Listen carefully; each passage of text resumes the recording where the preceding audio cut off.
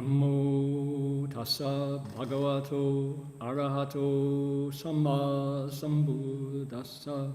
Namo tassa bhagavato arahato samma sambuddhassa. Homage to the blessed, noble, and perfectly enlightened one. Homage to the blessed, noble, and perfectly enlightened one. Namo sadanto suchedoye olahuri sanmyao sanbutoshi. Namo sakanto suchedoye arahati samyao sambuddhoshe. 无上甚深微妙法，百千万劫难遭遇。我今见闻得受持，愿解如来真实义。Supreme and wondrous Dharma, subtle and profound, rarely is encountered, even in billions of eons. But now we see and hear it and accept it reverently. May we truly understand the Buddha's actual meaning. 师父上人，各位师兄，大家阿弥陀佛。Venerable Master, Dharma friends, good afternoon. Today is Sunday, February 22nd. Oh my goodness. We're here in the Gold Coast of Queensland. My name is Heng. Happy you're here with us. It's 7:30 p.m. back in Berkeley, California.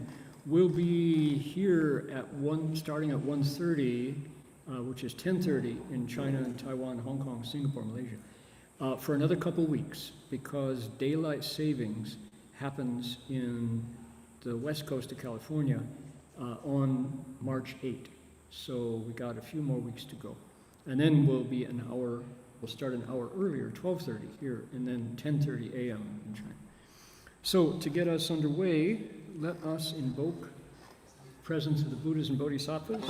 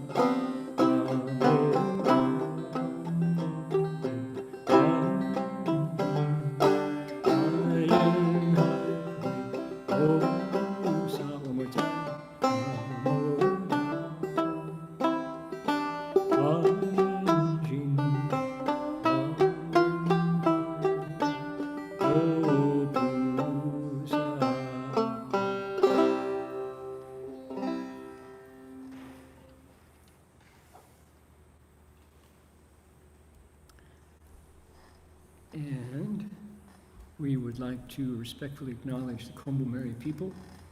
The Ugambi language region is traditional storytellers and custodians of the land where our monastery is located. We pay our respects to their elders, past, present, and emerging, and to all First Nations people whose sovereignty was never ceded. 我们恭敬地承认Ugambi语族的孔布华里人是我们寺院所在地的传统叙事者和守护人。我们向过去、现在和未来的长者们致敬，并且向所有从来没有放弃主权的第一民族的原住民致敬。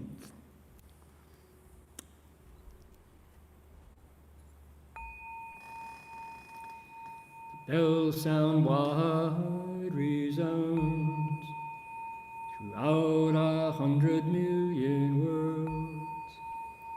The Buddha's law is heard and spread all throughout the triple world.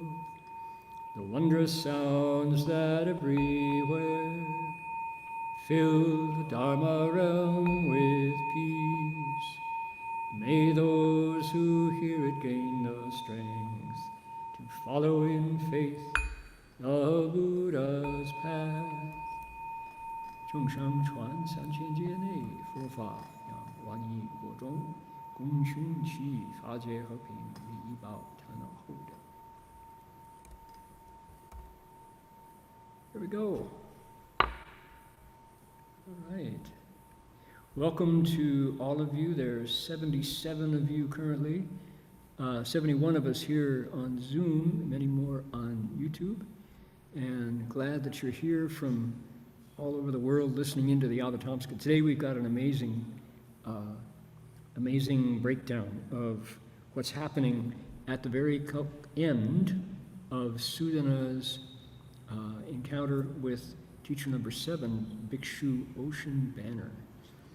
Anybody who has questions about the sutra or their cultivation or the Dharma, please type them in to our chat here, and we'll get them translated and conveyed over, and see if we can't put our wisdom together to understand more about the Dharma that we practice. So, our friends come from Gold Coast of Queensland, from Ukiah, California, from Singapore, Shanghai, Montreal, Oregon, Fremont, where else? Alameda, and Rosemead, and Oklahoma, Virginia. Then, we should probably keep track. I've run out of fingers before we count all of the states of China, all of the provinces of China represented here. So, Inner Mongolia, Hebei, let's see here, Dongbei, there we go. 欢迎各位那么多佛友来听华严经，给我法器很大的作用。想问问题的话呢，就马上打进来了那个chat box， 然后我们都尽量的答复。Okay, let's see here. What I want to say before we get started is that this encounter, Sudana's teacher here, is teaching us prajna.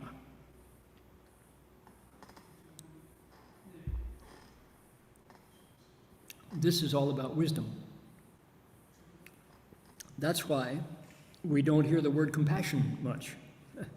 And for somebody who's listening for that warm, ingathering kindness of the Buddhas and Bodhisattvas, you don't get that very much here. What we do get a lot of is incredible skill with language, incredible expedient means by which the Bodhisattvas get access to the minds of living beings and then teach them in a way that gets past their obstructions. And we hear a lot about light, and we hear a lot about seeing through Dharma and self, all of those things. This is all half of the Buddha's accomplishment. One half, the wisdom half. I want to point this out as we go, because there are people who may be thinking, gee, this sounds so, talking about emptiness and non-obstruction and things like that. Where's the heart? Well, coming up, the next teacher, Sudana's next teacher, is named Upasika Asha.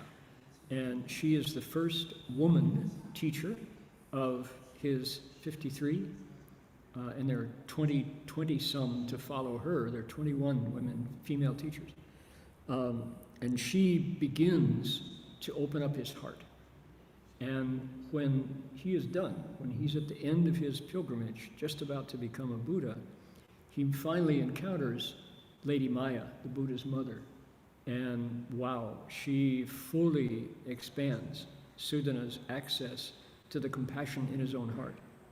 And the 21 female teachers, not all, some of the female teachers teach wisdom too, but many of them show him how to be a male, how to be a man, replete with gentleness, compassion, a huge heart.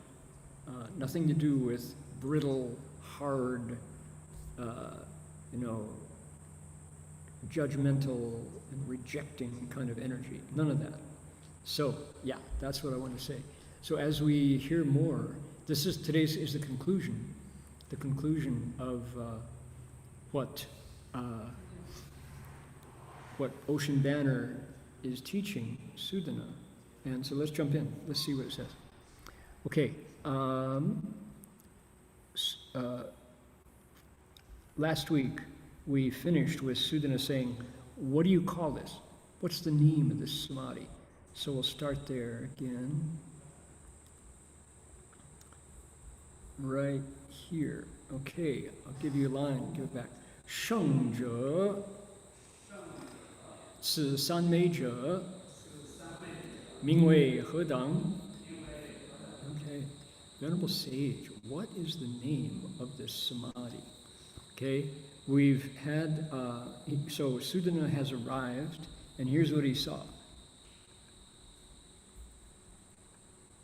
Here's our guy, right there. He's seeing a monk in samadhi. Sudana, in this artist's version of Sudana, he's got him depicted as not only a little boy, but a baby. His butt is hanging out there, which is, like diapers, Chinese diapers.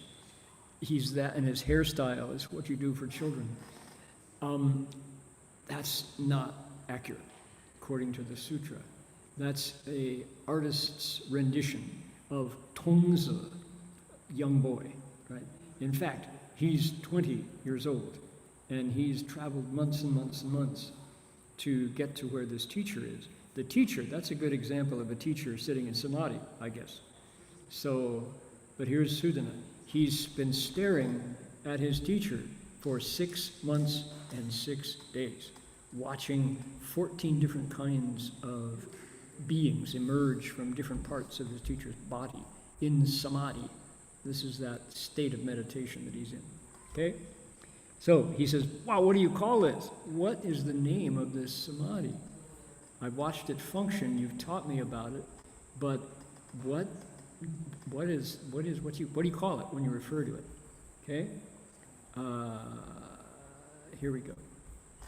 Hai Chuang Bi Qiu Yan Shan Nan Zi Ci San Mei Ming Pu Yan She De You Ming Bo Ro Bo Lo Mi Jing Jie Qing Jing Guang Ming You Ming Pu Zhuang Yan Qing Jing Men Shan Nan Zi 我以修持般若波罗蜜悟，得此普庄严，清净三昧等，百万而生起三昧。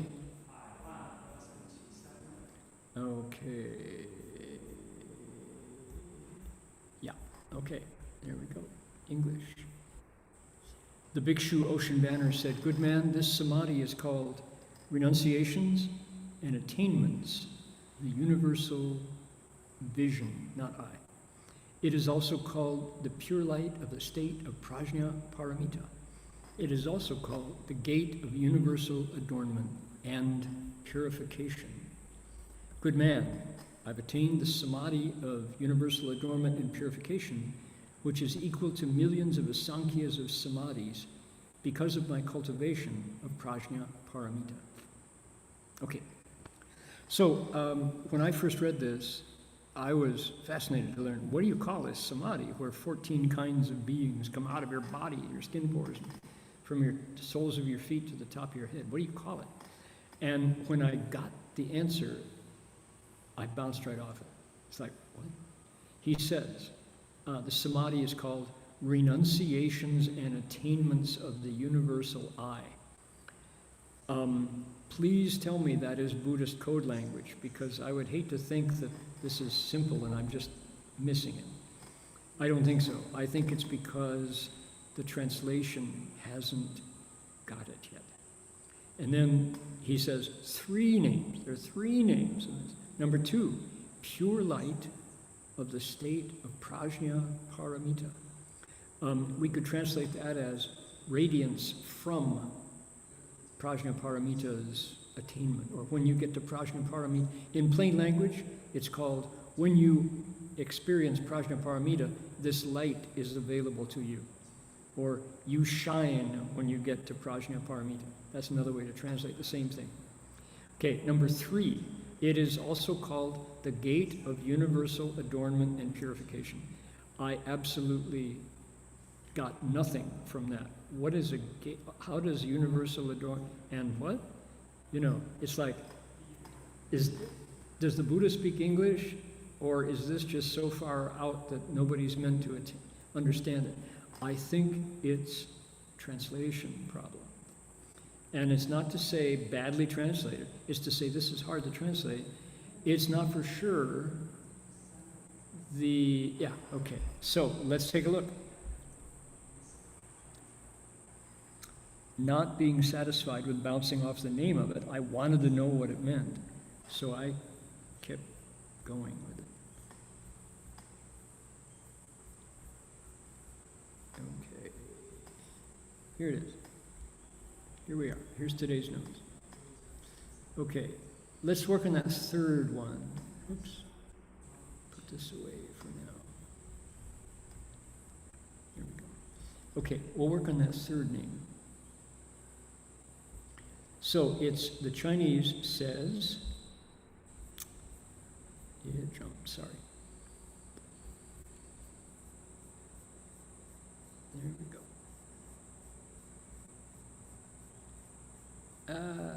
Come on around, we'll get it. Here we go, right there, okay. Pu means everywhere.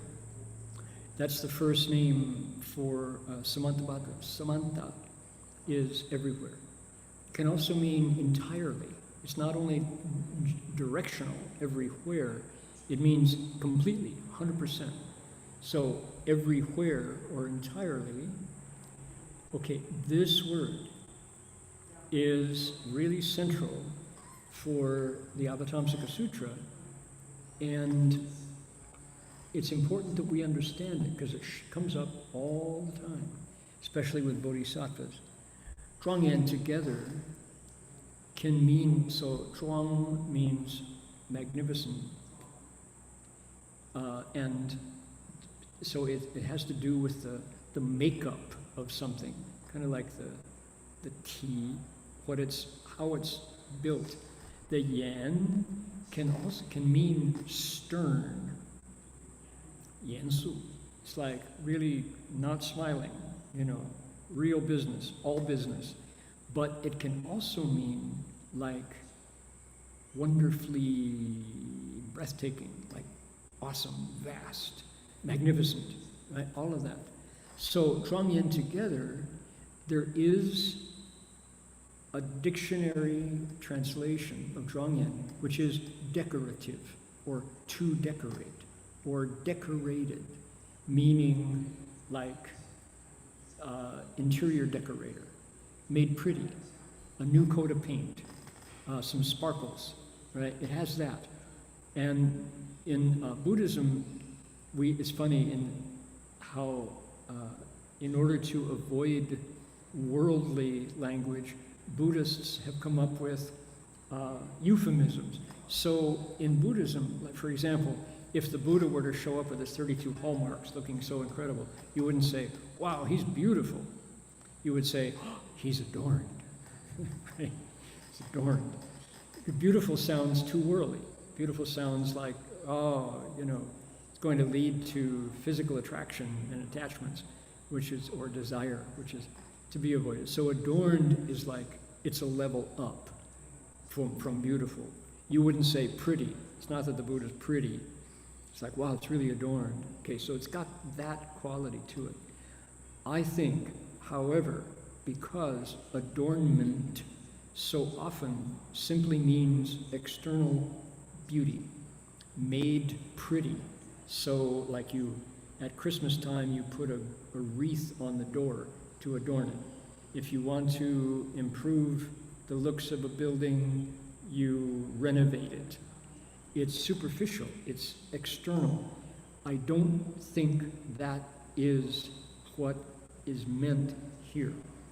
So we've been translating Zhuangyan as splendid or magnificent, meaning really at a place where your eyes have to pull back. It's so well built. It's so, you're out of language to describe how wonderful this object is. Wow, how Zhuangyan, right? And now, okay, there's another way that this word appears, which is in a pair with this word, which means pure, qingjing. Pure, with a couple senses to it. One is clean, of course, like 99 and 44 when 100% pure ivory soap, you wash clean. But it also means without any corruption, without any mixture. Pure in the sense of chemically, it's 100% real. What do we say about gold? 24 karat gold, right? So qingjing, pure, clear, can also mean nothing mixed in. All of the extra dross has been smelted out of it. So it's now chemically pure in a sense. So think about that in terms of cultivation. If your thoughts no longer came up with nasty thoughts, if your mind never put out any jealousy, if you never had to deal with greed anymore, if anger didn't arise any further, right? That would be purity in mind. Not clean, morally clean, ethically clean, all of that for qingjing. So bodhisattvas are described, Sudana is described as going up. He's ascending from the first bodhi resolve all the way to Buddhahood. It's a journey, it's a process. So to say pure means you're there. It's pure. And until you're a Buddha, you're not. You're less defiled, more pure today because you cultivate it. It's a process. You're on the path. So we are translating it as purifying or more purified. So, okay, so how was it, what did they say? Universally adorned, the gateway of universal adornment and purity. And to my mind, that's Chinglish. I don't get anything from that in English. So how about everywhere splendid and made pure?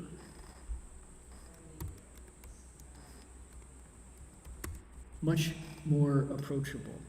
Everywhere, or entirely magnificent and purified. So there's a hand in there making it, its cultivation is in there. So here's what I think. It's too many words. This is a name. It's the name of the samadhi. So he says, Sudana says, what do you call it? He says, this is the samadhi method that is entirely splendid and pure. This is the samadhi method that is completely magnificent and purified. Oh, that's a little more approachable. This is the samadhi method that everything it touches gets refined and made pure.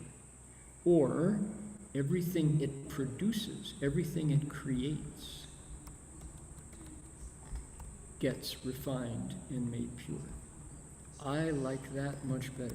Because one of my big discoveries, after years and years and years of working with it, is Zhuangyan, when it comes to the Avatamsaka, I think has to do with creation.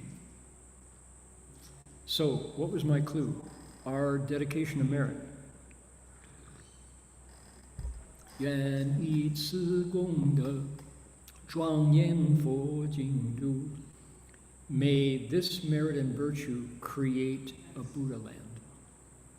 That's what it means, not adorn it. You're not there putting gold paint on the Buddha land. The Buddha land doesn't exist until you dedicate merit from your cultivation. Yuan Yi Si Gong De, let's take this merit and virtue, Zhuang Yan Fo Jing Du, and build a Buddha land. I think it's closer to build. Why? Because look at the difference. When you put this up against the Hebrew Bible has God creating the world in 7 days, right? 7 days.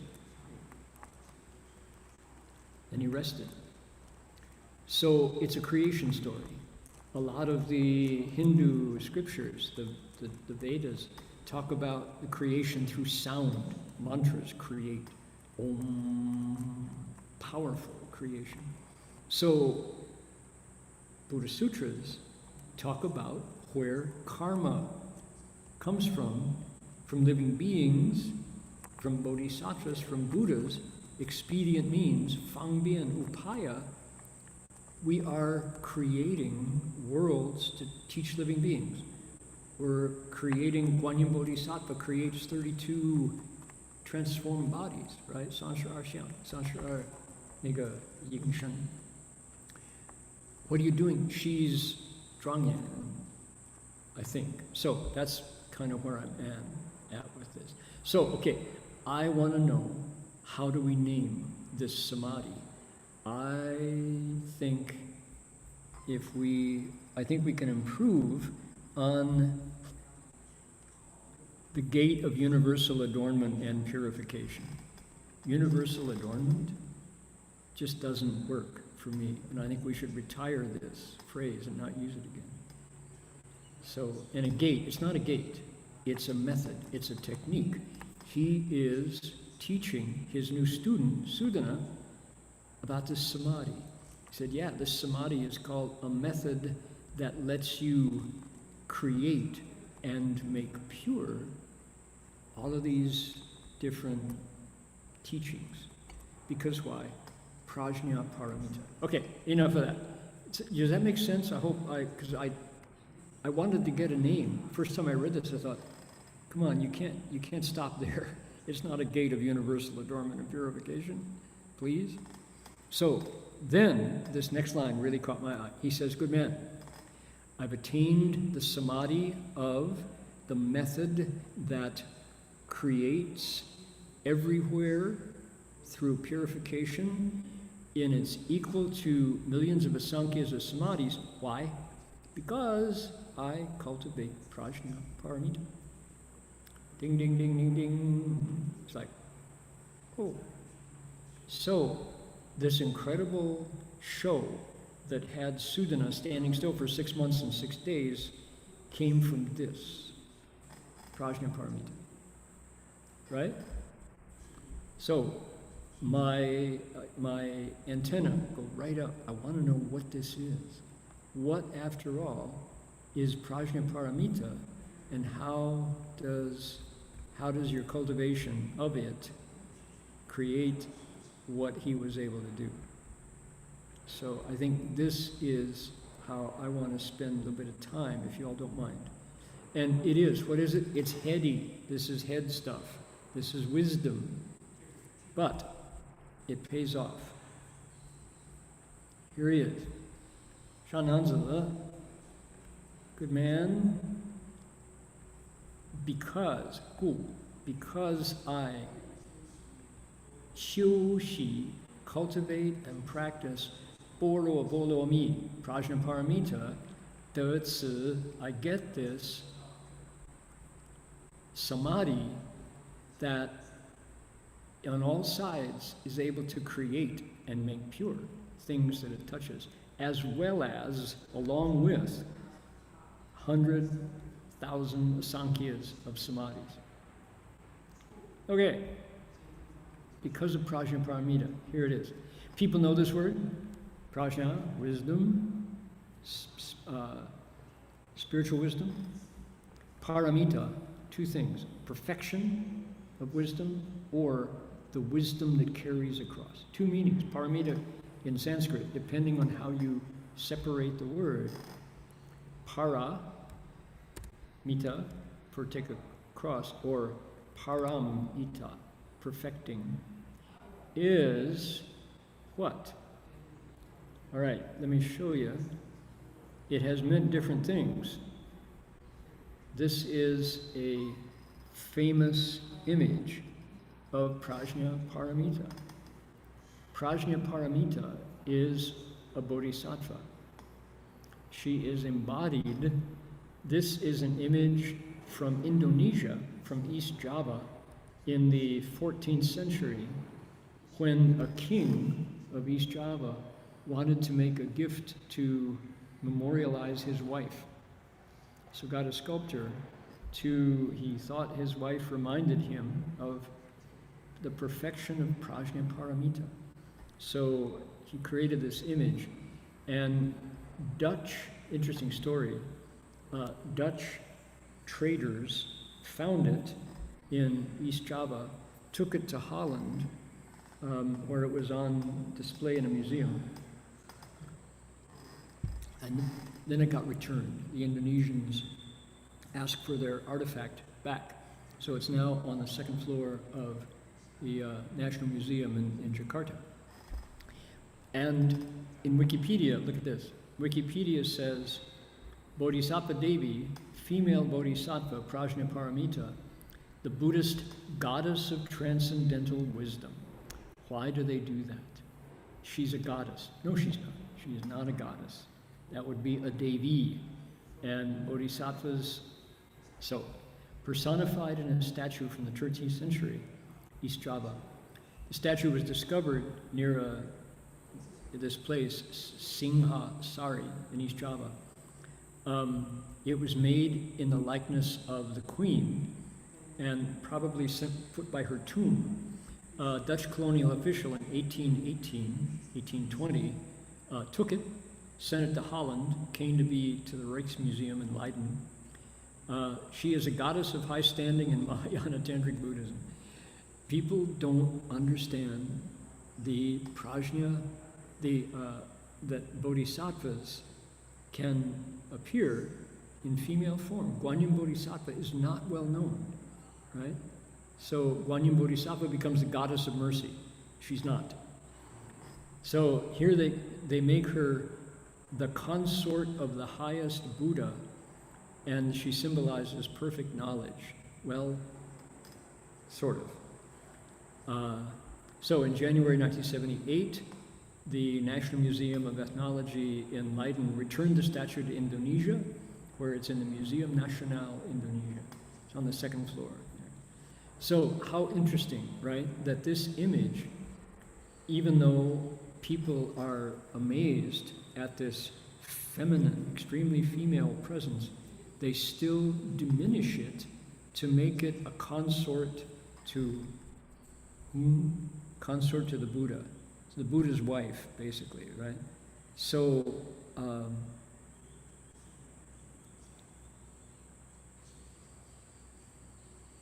what does he say?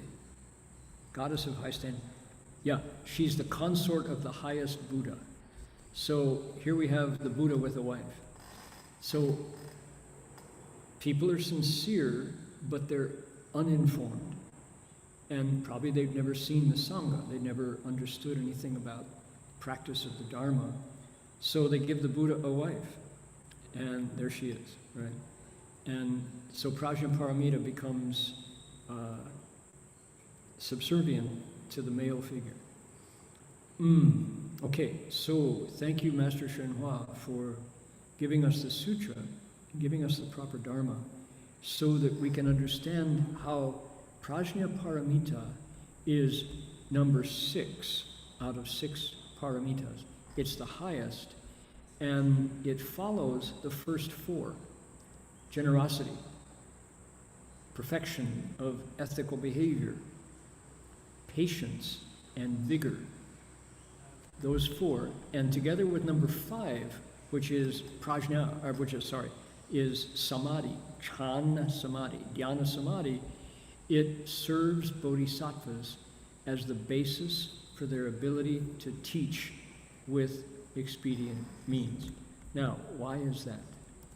Okay, Prajnaparamita, as people know, is the name of a number of sutras, including Heart Sutra, including Diamond Sutra, including the Maha Prajnaparamita, the longest sutra in Buddhism. So all these texts, the Buddha taught about this one idea, this principle, for 21 years of his 49 years of teaching.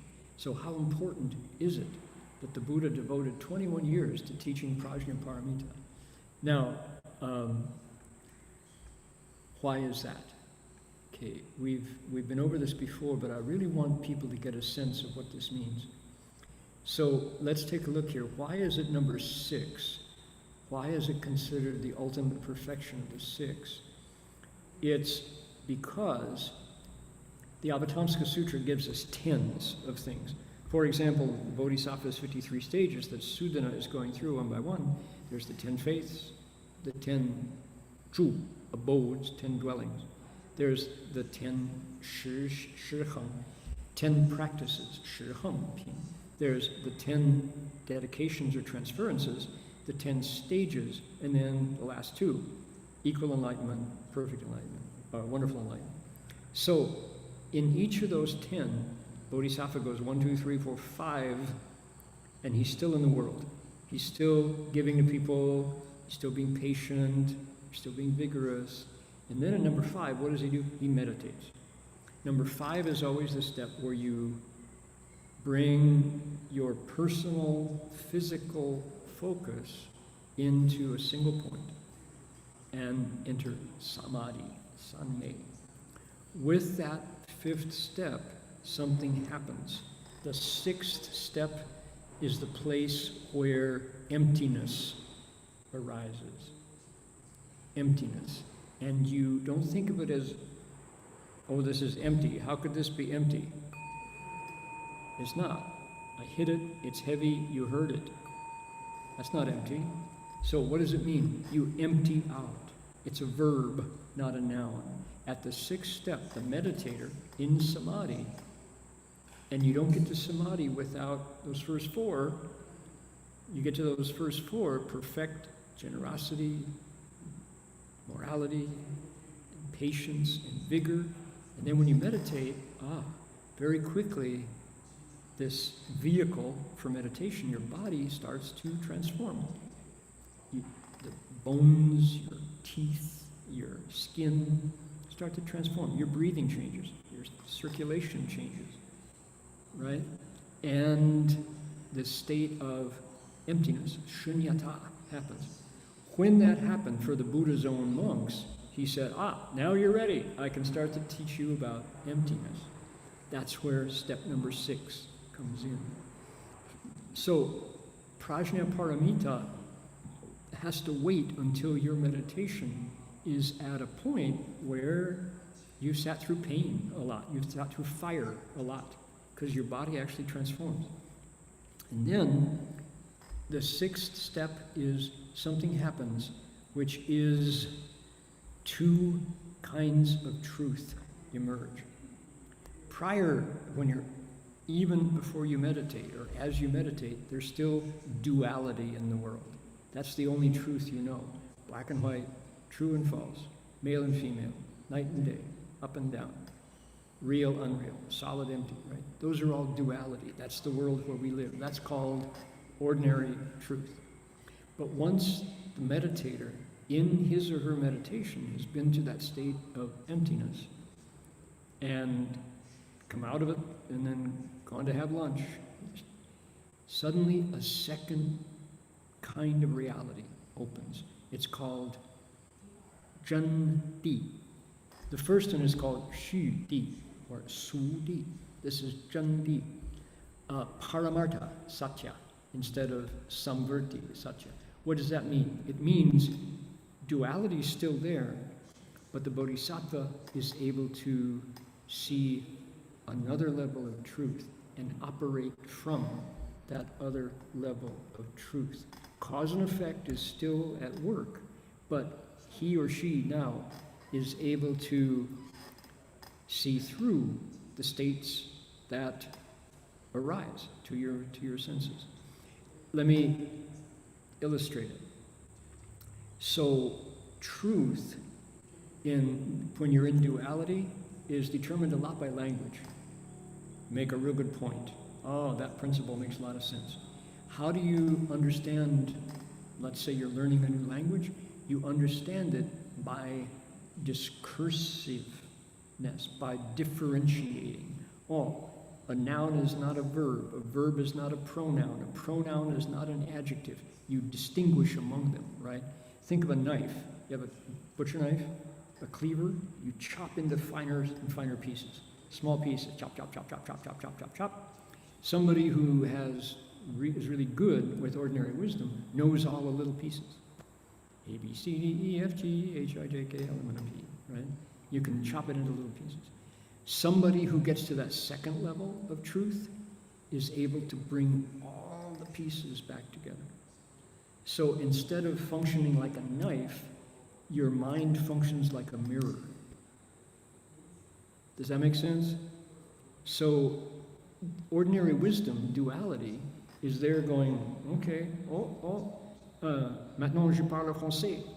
Tout le monde ne comprend pas, parce que c'est un langue assez différent que le même. Huh? You say, wait a minute, I don't understand that. Ah, you haven't chopped up all the little pieces of French. Okay, so somebody that's duality, that's ordinary truth. So somebody who has realized ultimate truth, the second level, through prajna paramita, through emptiness, goes, all language is meant to communicate. However, beyond language, we're not different, and you reflect like a mirror. So that's through the gate of emptiness, prajna paramita. You keep duality, but you now have this other side accessible to you. Paramartha Satya, ultimate reality. Bodhisattvas can do both. They can use both. And with that second kind of access, you know what that allows you to do? You become a better teacher. Through upaya, through fangbian, through expedient wisdom. Here's another way to describe it. What is there that keeps us bound in duality is the self. Me and mine. I want this. Desires. I desire this. I want this. I'm not happy until I get this. If you get it and I don't, I'm really happy. I'm really unhappy. That's the self, selfishness. As the Bodhisattva cultivates the way, bit by bit, through the first 5 paramitas, he or she is scraping away at that self, is cultivating it away, burning it away, erasing it, all the different verbs you use to say the self, the hold of the self on the world is less and less and less. When you really see through, they say, kan po fang xia, when you see through and set down the self, what remains is emptiness. And yet, because nature doesn't do vacuums, it fills up right away with everyone. When the self is gone, everybody appears. You're connected not just to the people you like, but to all beings. That's the function of emptiness. It's empty, not empty at that point. Okay? So as I said at the start of today's lecture, this is wisdom. Okay? It gets to compassion when you say, yes, you see how we're all connected. Really see it. You're connected to them because the self that held you rigidly apart from everybody was all there. Basically, you cultivate until the self is gone. Emptiness arises. Prajna paramita now functions for you. It's not that you got anything, it's what you let go of that allowed you to access what was already there. But, until you're ready for that vision, we can't handle emptiness. It's too much. If everything is possible and equal, why would you stop at the red light and go in the green light? Everything is possible, right? So all of these foundations, first 5 paramitas, when they're in place, give birth to number 6. Okay, does that make sense? I don't know. I wanted to talk about Prajnaparamita today because here he is. What does he say? He says, this samadhi only happens because of Prajnaparamita. What do you suppose is the effect of that teaching on Sudana when he hears that? Probably very excited, right? So, I also really want to bring Prajnaparamita out of the heavens and put it into the process of cultivation. Make it, put it down, root it down here in the mind, because anybody can get here through pulling the layers of the self off and becoming more selfless. And when you meditate, wow, this is, what is the key, the hallmark of the Diamond Sutra? The hallmark of the Diamond Sutra is that last verse where he says, 如梦幻泡影如露亦如电，应作如是观，一切有为者. Bodhisattva says, all things that are made of conditions, which is all things are like bubbles, like dreams, like dewdrops, like a lightning flash, like an illusion. Contemplate them like that. If you can do that, Prajnaparamita, number 6, the 6th step, is yours. And if you keep going, that's samadhi. What happens next? Once the self is gone, it's like, here's Bhikshu Ocean Banner. He says, all this stuff is available to you.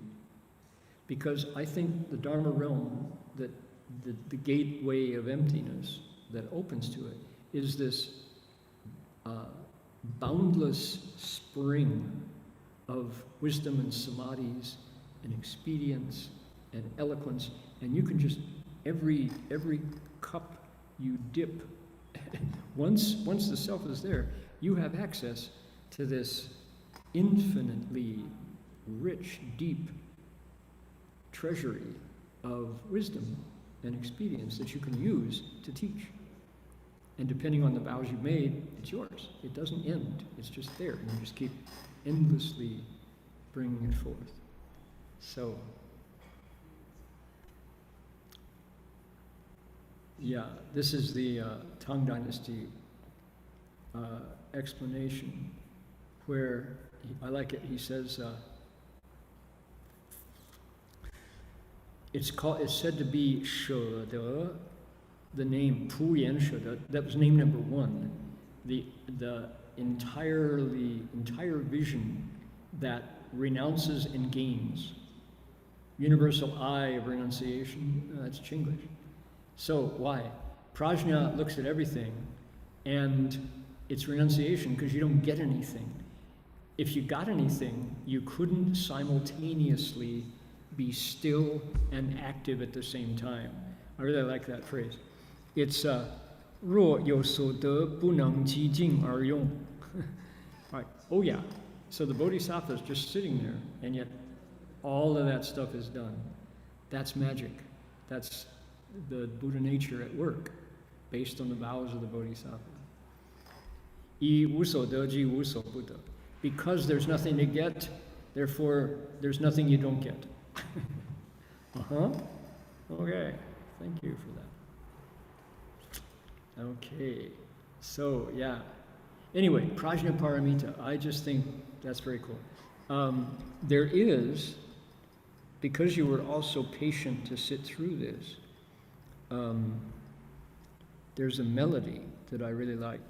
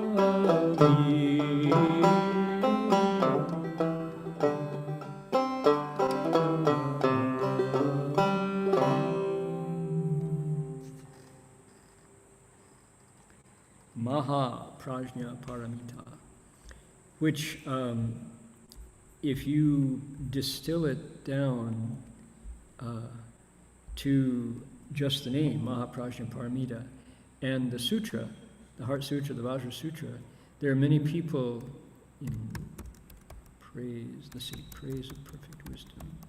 There are many people who only cultivate that, and there are the responses are just absolutely incredible. Story after story of people who simply cultivate Prajna Paramita or the sutra, the Heart Sutra, the Dharma Sutra, and protection comes to them, and danger and blessings come to them. So if anybody was looking for something to practice, you can cultivate Mahaprajna Paramita and recite that. Or you can get the Heart Sutra or the Diamond Sutra. Memorizing the Vajra Sutra could be the best thing you ever do with your life. And just recite it once a day, all day. So the great Indian Shastra masters around Nalanda University in India, where Master Xuanzang traveled, deeply, deeply revered Prajna Paramita. And maybe this is where that statue came from. Nalanda by the 1300s had already been burned and destroyed twice by invading hordes, armies. But the legend of Prajna Paramita as a woman, as a female, made it. And here is a hymn to Prajna Paramita. The poor translators, this is tough to translate. This hymn was recited for a while at Gold Mountain Monastery, back when Hongju, Tim Testu, was there. We did this every morning. So get the feeling, and this is translated by Dr. Konza. Dr. Konza's grasp of the English language was peerless. He was raised on Ovid and Virgil in the Greek tradition, so it goes like this. Homage to thee, perfect wisdom, boundless and transcending thought. All thy limbs are without blemish, faultless those who thee discern. Spotless, unobstructed, silent, like the vast expanse of space. Who in truth does really see thee, the Tathagata perceives. As the moonlight does not differ from the moon, so also thou, who aboundst in holy virtues and the teacher of the world. Those all pity who came to thee, Buddha Dharma's heralding, they will win with ease, O gracious, majesty beyond compare. Pure in heart, when once they truly look upon thee, surely then their complete success is certain, O thou fruitful to behold. To all heroes who of others have the welfare close at heart, thou a mother who does nourish, who gives birth, and who gives love. Teachers of the world, the Buddhas, are thine own compassionate sons. Then art thou, O blessed Lady, grandam thus of beings all. All the immaculate perfections at all times encircle thee, as the stars surround the crescent, O thou blameless Holy One. Those in need of light considering, the Tathagatas extol thee, the single one, as many, multiformed and many named. As the drops of dew in contact with the sun's rays disappear, so all theorizings vanish once we have attained to thee. When as fearful thou appearest, thou engenderest fear in fools. When benignly thou appearest, comes assurance to the wise. How will one with no affection has for thee, though yet thy Lord, Have, O mother, greed and loathing for the many other things. Not from anywhere thou comest, and to nowhere dost thou go. In no dwelling place have sages ever apprehended thee. Not to see thee in this manner is to have attained to thee. Gaining thus the final freedom, oh, how wonderful is this!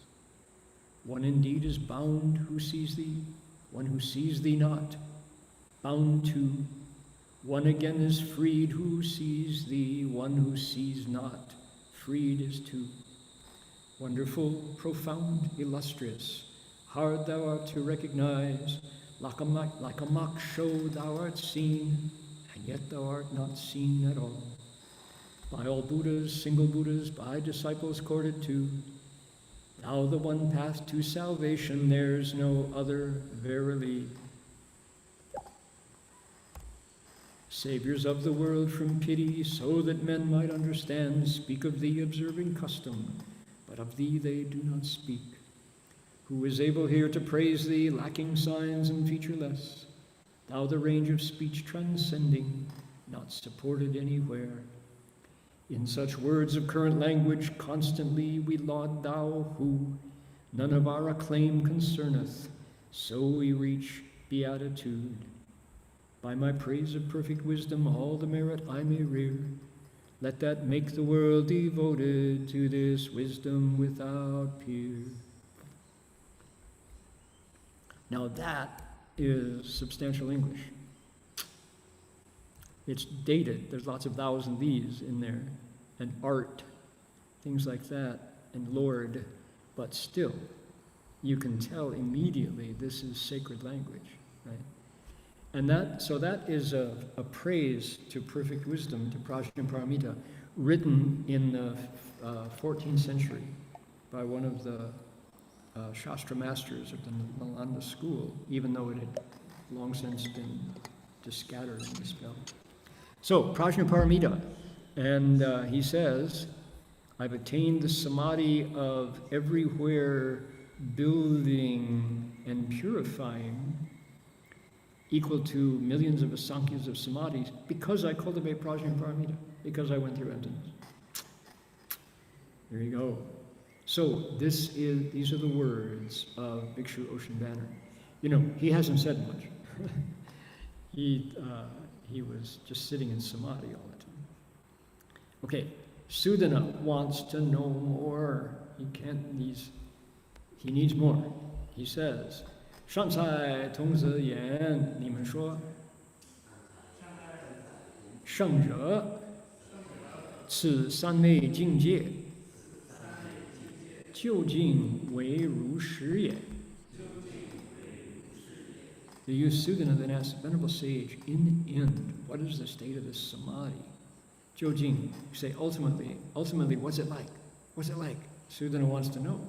He's 20 years old and he's been watching his teacher sit in samadhi for 6 months and 6 days. Tell me, what's it like? What's it like? What's it like? He says, I want to know. Okay, we're going to go all the way down here, and there are 22 things that it's like. Master Chengguan didn't comment. He says, these are, you can understand it. So these are things that bodhisattvas can do in this samadhi. And our translator said one as the pronoun. I would say you. So I'm gonna, you can read it one. I'm out to remove the pronoun one. It's nothing wrong with it. It's perfectly good grammar, but it's distancing. And the teacher is talking directly to Sudana. He's not talking about some person somewhere. He's saying, you, when you do this, you can do it. When you enter the samadhi, you can do it. Okay. So, let's see. Let's go to the bottom of the page first, and then we'll see how far we get. Please repeat. 海窗言善男子入此三昧时了知一切sorry，再来，了知一切世界无所障碍，往诣一切世界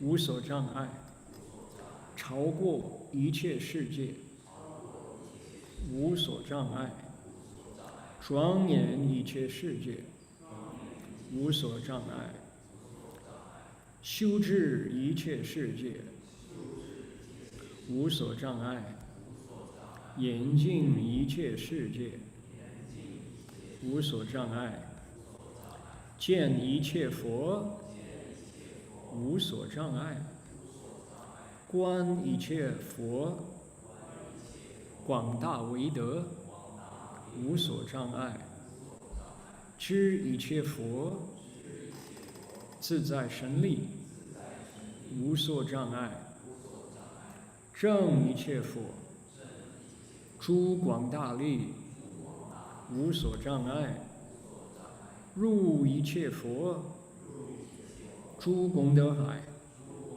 无所障碍。Okay, a lot, right? There's more. Okay. Bhikshu Ocean Banner replied, "Good man, upon entering the samadhi, you completely understand all worlds without obstruction. You travel to all worlds without obstruction. You transcend all worlds without obstruction. You adorn, I would say, build all worlds without obstruction. You cultivate and regulate all worlds without obstruction. You create and purify all worlds without obstruction. You behold all Buddhas without obstruction. You contemplate the vast, awesome virtue of all Buddhas without obstruction. You can know the spiritual powers of self-mastery of the Buddhas without obstruction. You realize the vast and mighty powers of the Buddhas without obstruction. You merge with the ocean of excellent virtues of the Buddhas without obstruction." Okay. Alrighty, so I'm retranslating as we go. I hope it doesn't obstruct anybody. We want this to be without obstruction. So all of these, so Sudana says, tell me what it's like, what it's like, what it's like. What's that like when you're in that samadhi?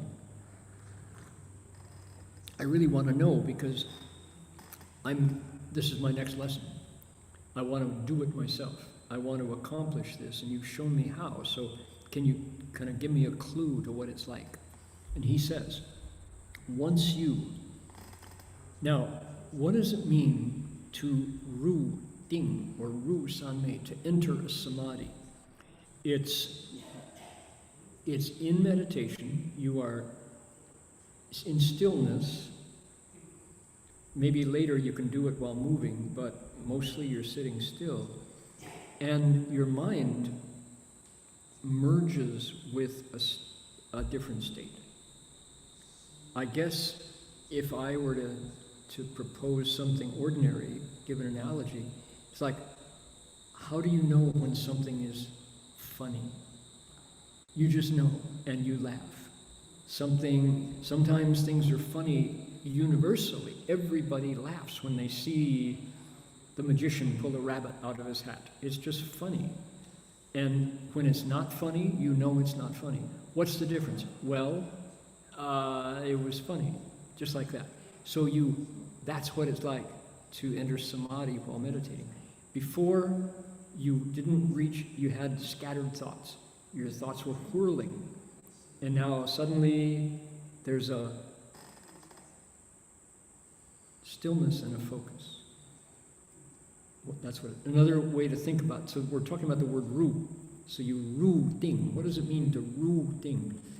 You could say, because the name of the samadhi was letting go of things, it could be like, when was the last time you were in a plane, flying, looking out the window of the plane, and there were clouds. Everything was white, and there was gray, and now it's white and gray and white, and you can't see. And then the plane exits from the clouds, and suddenly it's wanli, qingtian wanli. Suddenly you can see for hundreds and hundreds and hundreds of miles, so clearly. And all the trees, all the mountains, all the rivers, all the fields, And entering samadhi, I believe, maybe something like that, where without announcing it, suddenly there's a vision you can see. Okay, so when you enter that samadhi and now you're in this state, you understand worlds. Notice the tag phrase, the boilerplate of every one of these is wu so zhang ai. Nothing blocks you. Nothing stops you. You don't feel pain that pulls you out of meditation. Nobody rings the doorbell, makes you uncross your legs and stand up. The cat doesn't jump on your lap as you're meditating, right? You don't suddenly remember something that makes your mind angry. None of those things happen. Wu so zhang ai. You can wang yi jie shi ji. You can go to all kinds of worlds. Nothing stops you. Okay, that's the refrain without obstruction every time. You can understand worlds. You can go there. You can go beyond worlds. You can build worlds. You can cultivate and regulate. That's one we would investigate. 修治. You can set them in order. 治 just means to set up, to organize. You can organize worlds. You can, here's our phrase, 庄严清净, right? 严净. You can 严净. You can build them and make them, get all of the mixtures out so they're perfect. Then, look at this one. Behold. What was the phrase? 见, to see. Okay, take a look at this word. You can see. Now, with that character in mind, look at the one just below it. Oh, there it is again. This is seeing with your eyes. This is seeing with your mind. 见 and 观. Otherwise, it's the same. 见, all Buddhas, people recognize the word for Buddha. Here is, you can contemplate. You're not looking through your physical eyes. You can contemplate what? They translate it as behold. It's okay. You can behold Buddhas without obstruction. And then you can contemplate their extensive, incredible virtue. Just all of the goodness, all of the qualities of their nature that is now revealed through their cultivation. You can know about their spiritual abilities that arise from their minds. You can realize the vast powers of the Buddhas. Now, this one, you can enter the sea of excellent virtues. You think about somebody, with a bathing suit on, a bathing costume, as they say in Australia, diving into the waves. Well, maybe, but I think you merge with, you integrate with, you realize in yourself those qualities. Okay? We need to take a break so we can get to the questions here.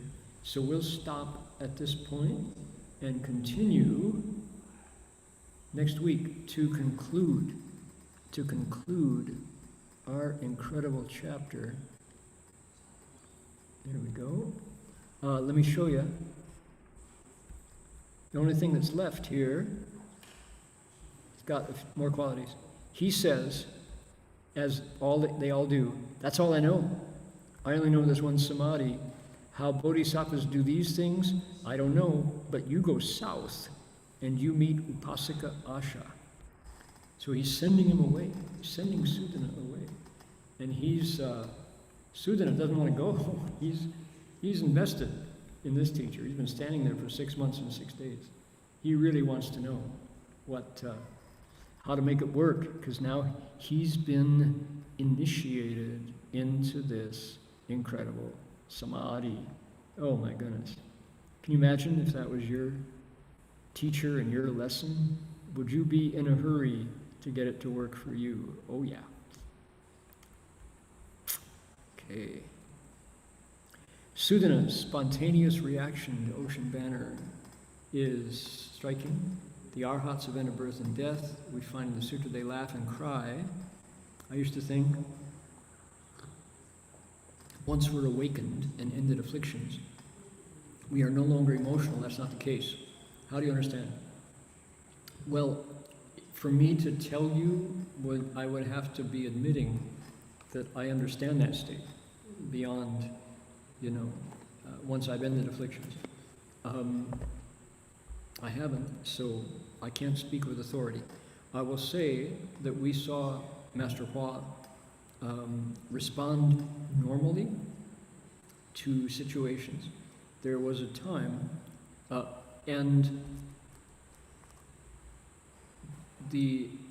I guess if we're not awakened and we're still in the world of affliction, then when states arise, we have no choices. Just emotion takes us over. It's kind of like stepping out in the rain and saying, I'm not going to get wet. Yes, you are if you're in the rain. If we're ordinary people, anger arises, we're angry. Right? Master Hua had choices. He would teach depending on what we needed. He could scold without being angry. His heartbeat didn't change, didn't blush, right? So, yet at the same time, teachers came down from Humboldt State University for their monastic immersion weekend. They'd bring their students down to City of 10,000 Buddha. One day, the professors are there, and their students, and the topic was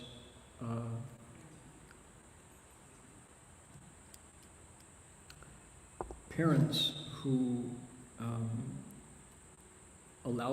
who failed to teach their children, who raised their kids permissively and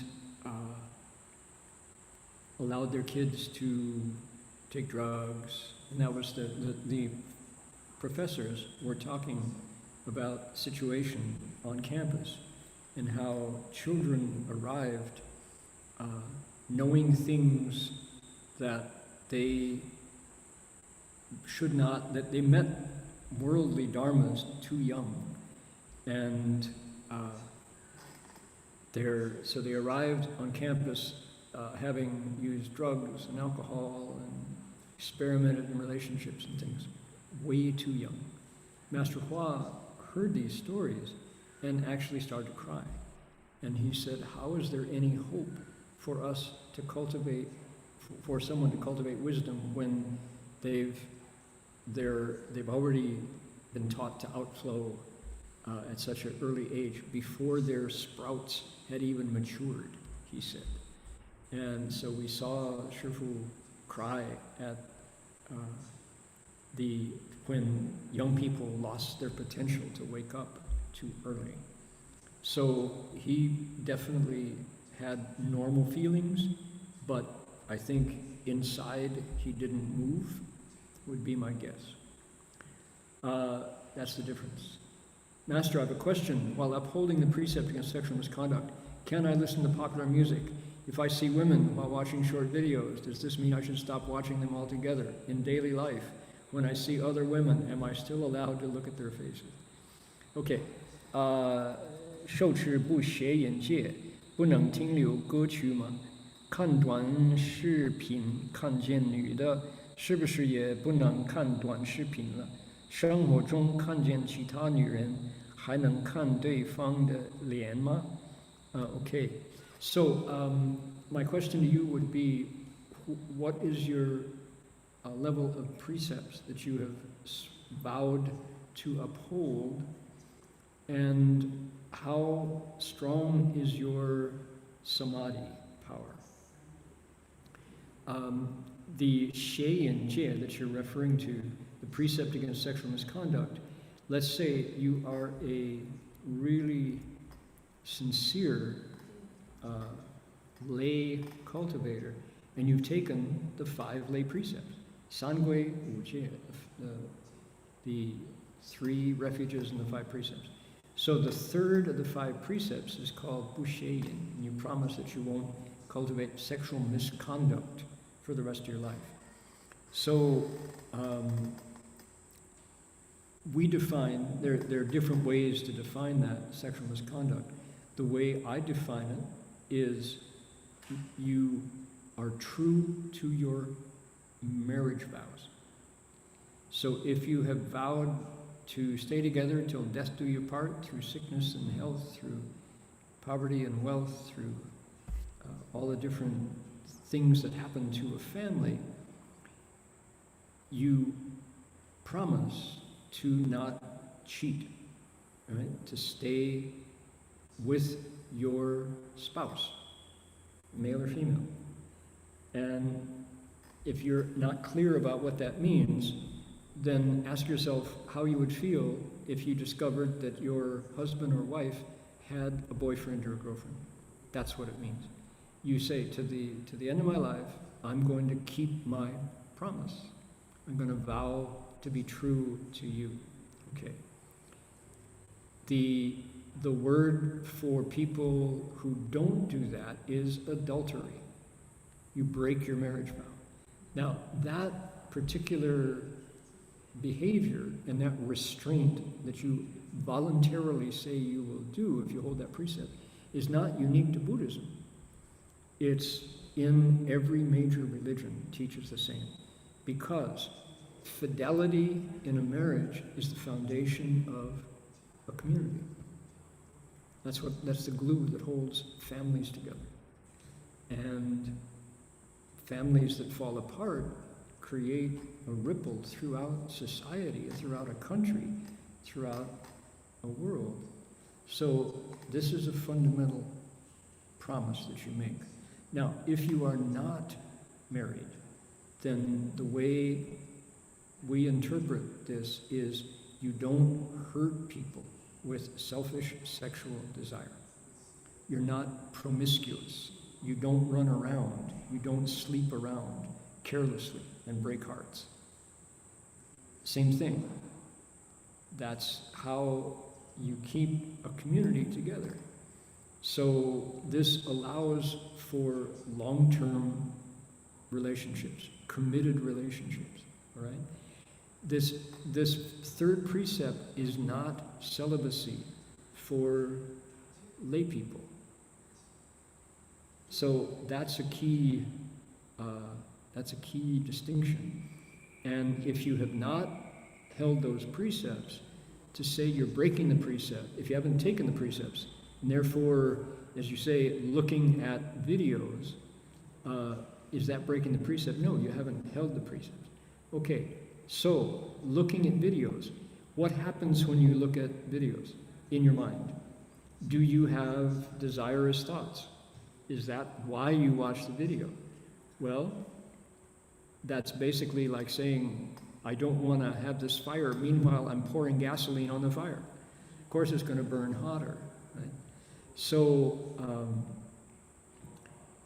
one day, so now if you're a monk or a nun, of course, you say, Bu yin, I will not engage in sexual desire or sexual contact to the end of my life.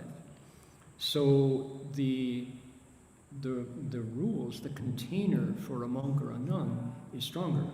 Celibacy is the requirement. That's why I was saying previously that to say Prajnaparamita is the wife of the Buddha, the consort or the girlfriend of the Buddha, that's not the way the precepts came down from the Buddha. So for a monk or a nun, I went one day and I said, Shifu, in the Chan school, they say you climb up the top of a 100-foot pole, and when you get to the top of the pole, you take one more step, right? Yeah, and that's what it's like, holding those precepts, because the world is not one of purity. The world outflows. The world everywhere. If you look at a video, if you look anywhere in popular culture, of course, they make money by telling you, if you buy this thing, you will find happiness in sticking together. Well, the monk or nun is trying to pull apart. is trying to be able to transform desire and pull back all the outflows. All right, so I said, Shifu, what's it like climbing that 100-foot pole? How hard do I have to hold on? I said, which is another way of asking the same question you're asking. Shifu said, hold on hard enough so that you don't fall off. Just that hard. Okay?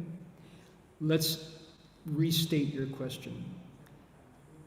A cultivator who is able to ru, ding, enter samadhi, can use their eyes to look at the world, but they're not watching. They can use their ears to hear the sounds of the world, but they're not loving it or hating it. Their nose, their tongue, their body, and most of all their mind, they can be cool and not on fire, not sticky in the world, because they have control over their six senses. So if you have control over your six senses, the videos are not to blame, right? Women are not to blame. It's not the woman's fault. So this idea that you have to cover every woman up so that the men are safe, that means the men have absolutely no self-control whatsoever, and they blame things outside. How can we get rid of women in the world? You don't want to. Half of the world is not to blame. You're the one, you the guy, I'm assuming this questioner is a guy, who can't control himself. So cover up women? Get real. That's the most weak, puny, ignorant response to the reality of the world. We have yin and yang. Get rid of women and you won't be born. You won't be here. If you don't believe it, you may become a woman in the future and come back and see what it's like to live in a misogynist world of hatred like that. That is so ignorant. So the Buddha, by giving us that third precept, is not saying, don't look at women, you're in fault. If every time you raise your eyes, you feel sexual desire, you're not cultivating, right? Good suggestion, eat less meat. Eat less dairy. Reduce hot sauce, la jiao jiao, right? Don't stuff your body full of bupin so that you're just feeding all of that desire. So if you can do those things, live in a way that makes the six senses cool, then you pass through the world without sticking to everything that you meet, right? Wouldn't you rather like to be in the world where you're cool, just like a fish moving through the water? Zai. Nothing grabs you, nothing attracts you, nothing hooks you. That's how a bodhisattva, xiaoyao zizai, right? If instead the world is a threat everywhere you go, I can't watch this, I can't do that, I can't do this. I cultivate, so I've tied myself in a knot. You missed the point. I've noticed that I'm deeply attached to emotional love and affection. It seems like, is it because of Valentine's Day that we're getting these questions? Must be. We just went through Valentine's Day, so we brought it to our attention, right? Seems I always want to obtain a sincere and passionate kind of love. This includes romantic love between men and women, as well as familial affection. What should I do? Find your match. Find a love that just satisfies every desire that you have. And make a really good Buddhist family. Emotional love and affection is the way of the world. We Buddhists are trying to do it in a way that reduces harm. Make ahimsa, wuhai, your goal. And if you can be true to yourself, then you may attract another person into your life who is true to themselves, and you got a perfect, long-lasting couple. We need good Buddhist families. There is nothing wrong with emotional, sincere, passionate love.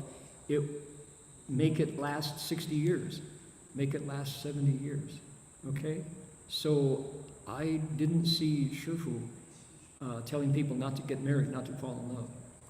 Should you, at some point, decide that you want to cultivate the way, then be sincere and passionate or compassionate in your love for the Dharma. if you can love the Dharma and truth and principle and Prajnaparamita, we just chanted that love song to Prajnaparamita, right? But it's compassionate. It's not exclusive one person once you begin to cultivate. So I didn't see Shifu scowling at people falling in love. He didn't.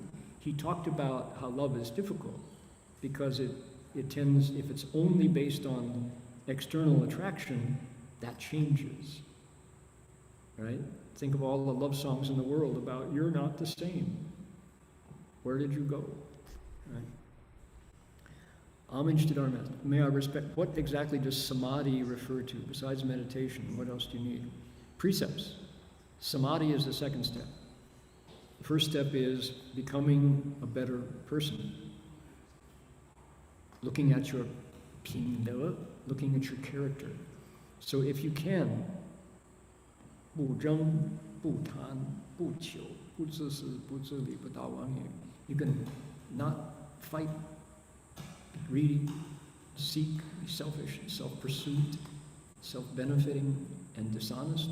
Then no matter how you 用功, you can reach 正定, 正受, where you focus and you're tuned in to the fullness of yourself.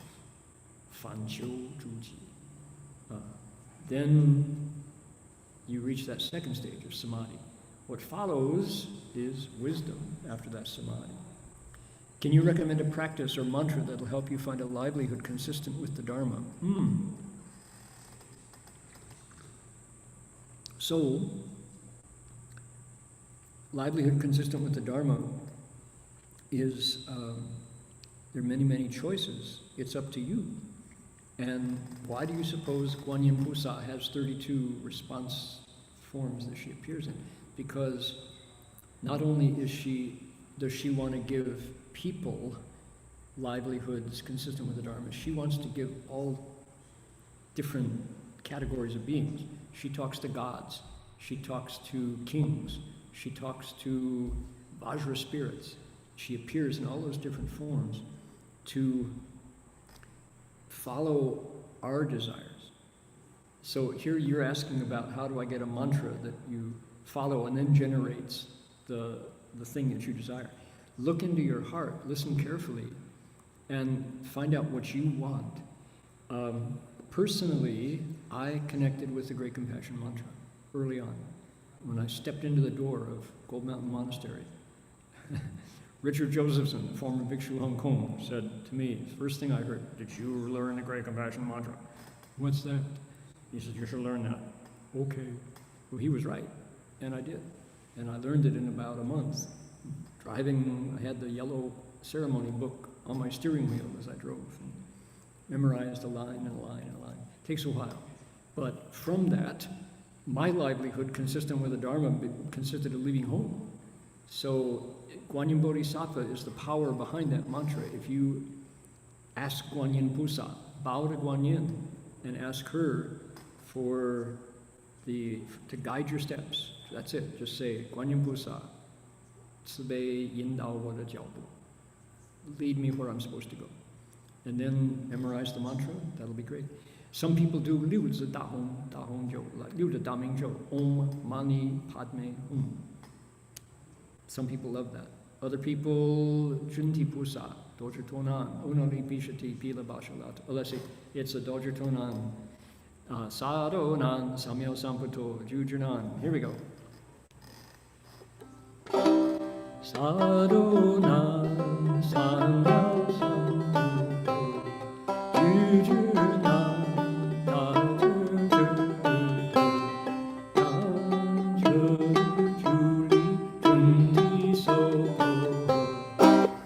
Soe Bushaja, Biwa Chili.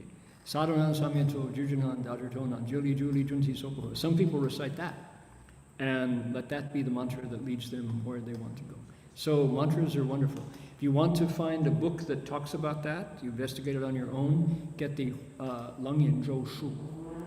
Master Hua says that was his favorite book growing up, the Lang Yin Zhou Shu, the exegesis on the Shurangama mantra. Only in Chinese, as far as I know. We're running out of time. We're out of time. Let's see here. Sutra 42 chapters says, offering to a cultivator who has no attainment has more merit than offering to Buddhas. How is this possible? Saving is good. I'm not a lawyer, so. What is the difference between blessings, merit, and virtue? Okay, this topic right here is one that translators talk about a lot. So we're gonna, your question about the 42, so I'm gonna have you think about it more, because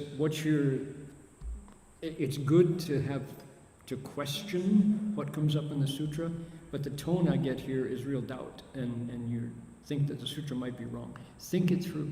I'll challenge you. How could this be possible? Can you come up with your own answer here? Guaranteed, the Buddha was not wrong when he said that. So think it through yourself and see. It's called relative merit, comparative merit. Comparatively speaking, this is more, this is less. Okay, think it through.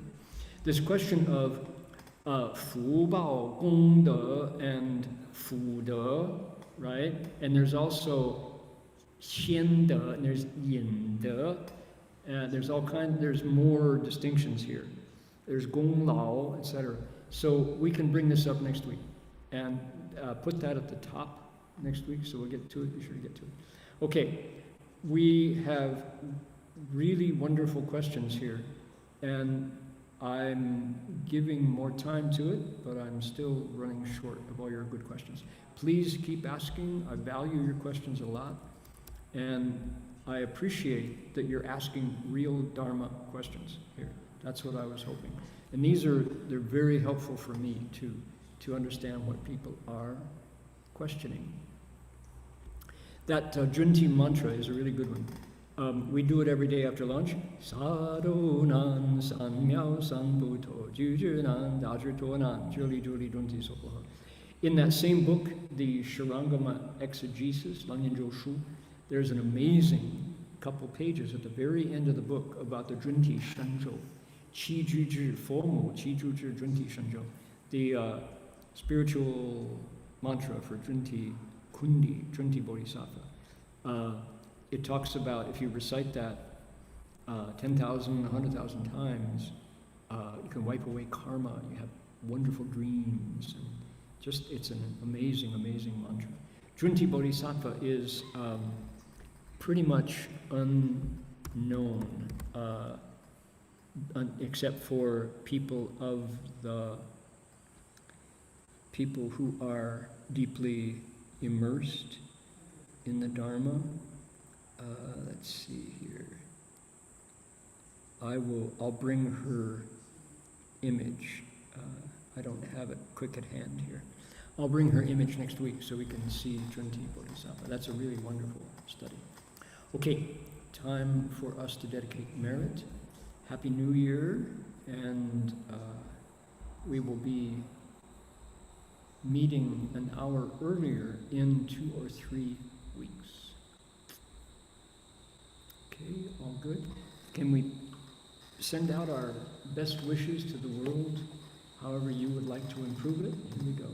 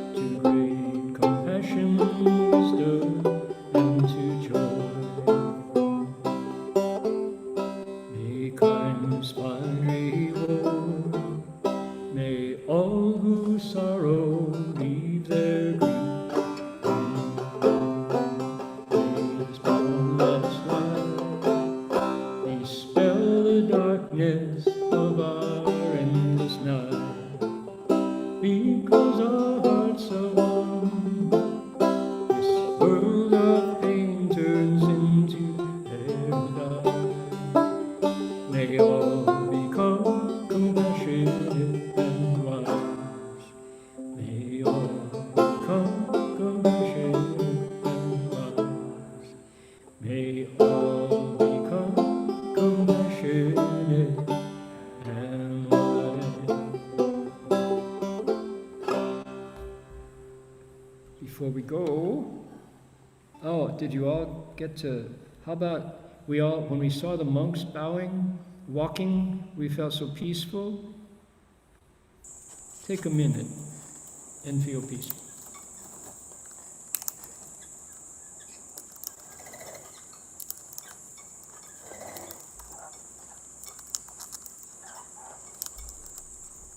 This is a daddy king parrot. Did you notice that he's got his foot on my hand? My hand is not going anywhere until he's done, right? Did you notice that? Look at that. Okay. What else is going on? Turkeys are having lunch. Pigeons are roosting.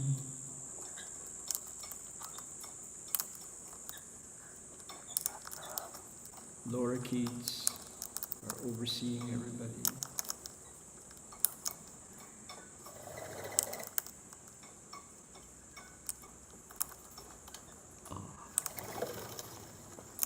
Who can get upset?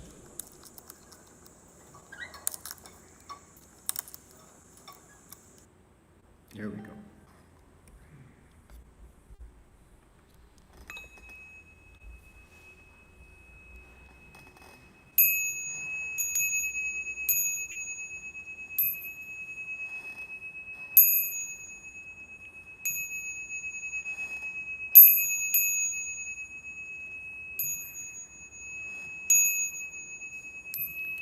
Bow in respect to the Venerable Master.